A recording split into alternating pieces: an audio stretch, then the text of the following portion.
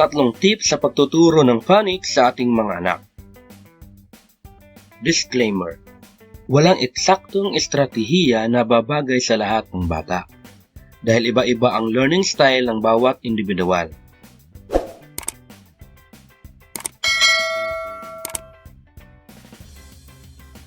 Tip number 1. Ituro ang tunog, hindi ang pangalan ng letra. Ito ang common mistake sa pagtuturo ng pagbabasa sa mga bata. Mas nagpo-focus ang karamihan sa pangalan ng bawat letra sa alpabeto sa halip na ang tunog ng mga ito.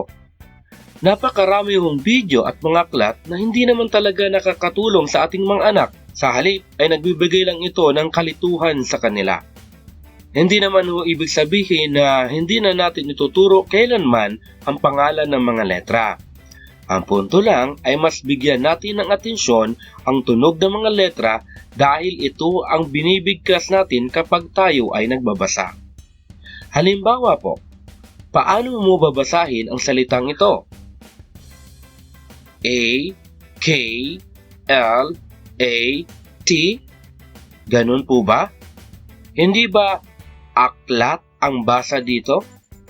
Dahil ang totoo, kapag tayo ay nagbabasa, binibigkas natin ang tunog ng mga letra, hindi ang mga pangalan nito. Tip number 2. Isa-isa lang. Huwag magmadali. Sabi nga sa kasabihan, hintayin mong mahinog ang bunga dahil ang hinog sa pilit ay naglalasang mapait. At sabi pa ng iba, hayaan mong kusang mamukadkad ang bulaklak upang maipakita niya ang tunay niyang ganda. Paano natin maya-apply ang payong ito? Huwag nating ipilit na ipakabisado agad ang lahat ng tunog ng letra sa alpabeto. Maging realistiko tayo sa kakayahan ng ating anak. Naaalala ko tuloy ang isang kasabihan, quality is better than quantity. Sa paano natin ito magagawa? Halimbawa, ang tinuturo mo ay ang tunog ng letrang A. Sa halip na ipaulit-ulit mo sa bata ang pagbigkas ng tunog nito na para bang sirang plaka na magpapahiwatig lang sa bata na ang pag-aaral pala ay nakakayamot, bakit hindi ka magbigay ng mga halimbawa ng mga bagay na nagsisimula sa tunog na A? Isang maikling demonstrasyon. Anak, ang tunog ng letrang ito ay A. Maaari ba nating sabihin ng sabay ang tunog nito? Salamat anak. May picture ako dito.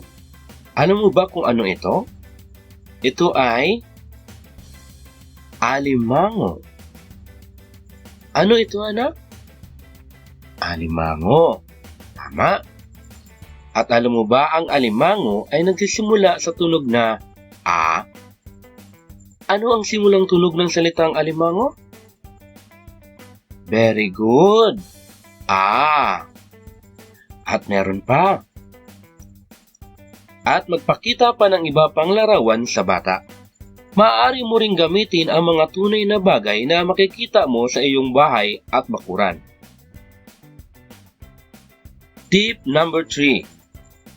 Alamin ang kanyang learning style. Sikapin mong alamin na sa kung anong aktibidad siya na mas higit na natututo. Halimbawa, mas natututo siya kapag aktibo siyang gumagalaw. Kung ganito ang sitwasyon, idaan mo sa sayaw o kaya ay sa laro ang pagtuturo sa kanya. Kung madali niyang makuha ang aralin sa pamamagitan ng kanta, edi daanin mo sa kanta ang pagtuturo sa kanya. At malamang naman na namana niya sa iyo ang hilig sa musika. Ang punto lang dito ay alamin mo ang kanyang learning style. Kaya kung mapapansin ninyo, napaiba-iba ang aktibidad ng guro sa paaralan para maibagay hanggat maaari sa bawat bata ang kanyang paraan ng pagtuturo. Kaya napakalaking advantage na ikaw mismo na magulang ang magturo sa iyong anak dahil mapag-aaralan mo ang kanyang kakayahan at hilig at nang sa ganon ay maibabagay mo sa kanya ang iyong paraan ng pagtuturo. At yan po ang 3 tips sa pagtuturo ng phonics sa ating mga anak. Maraming salamat po. Hanggang sa muli.